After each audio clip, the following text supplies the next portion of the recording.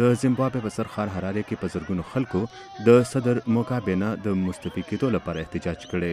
ښاغلی موګابې د 37 کالو راهیسې د زیمبابوې مشري کوي. خو د اتوار په ورځ ناوخته په ټي وي باندې خپور شوي خپل یو تقریر کې د چوکۍ پرېښودلو هېڅ اشاره نه ده ورکړې، بلکې دا یې وویل چې د دسمبر په میاشت کې د پارټۍ د غونډې صدارت به کوي. یو څو هفتو کې بعد د پارټۍ غټه غونډه کیږي. زه به د دې مشري کوم چې داسې هیڅ کار ونه شي چې د ولس په سترګو کې دا بد ثابت شي. د موګابې لخوا 37 کاله وړاندې جوړه کړې شوې د واکمن ګوند زانو پی اف مرکزي کمیټې ویلي صدر د پیر د ورځې پورې خپله چوکۍ پرېږدي یا د مؤاخذه لپاره تیار شي. کمیټې ویلي دي چې د پخواني مرستیال ایمرسن د په ځای د پارټۍ مشر ټاکلی شوی دی. د زیمبابوې پوز د تېرې هفتې راهیسې ښاغلی موګابې په کور نظر بند کړی دی. د پوځي مشرانو سره د خبرو اترو وروستو دته په ټي وي د وینا اجازت ورکړی شوی و.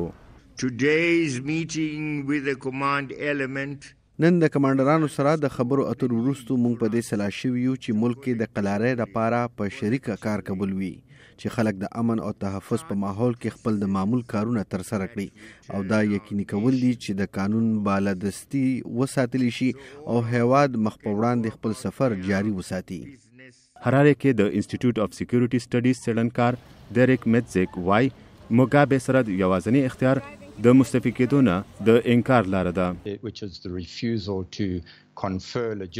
د استعفا نه ورکولو له وجې د پسې راتلونکي مشر ته قانوني لار نه ورکول غواړي او داسې حالات جوړول غواړي چې د خپلې چوکۍ نه په زور زبردستۍ د پوځي کودتا د لارې لرې کړی شي.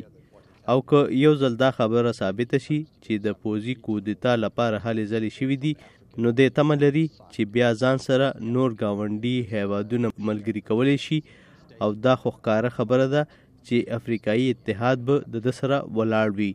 د افریقایي اتحاد یو شک دا هم دی چې افریقا کې به نورې کودتا نه مني. موګابې زیمبابوې ته د برطانیې نه ازادي ترلاسه کړې وه، خو په کال 1980 کې د دې هیواد مشر جوړېدو وروستو د زیمبابوې د نړۍ وروستو پاتې هیواد جوړ کړی دی. د حکومت په وخت کې کرپشن عام وو. اقتدار کې د پاتې کېدو له وجې د په خپله پارټۍ کې هم ډېر اختلافات پیدا شوي دي. زیمبابوې کې دا اوسنی کړکېچ 2 هفتې وړاندې هغه وخت رامخې ته شو کله چې ښاغلي موګابې د خپلې ښځې د سیاسي عزایمو په خاطر پخوانی ملګری او مرستیال ایمرسن د خپلې چوکۍ نه لرې کړو.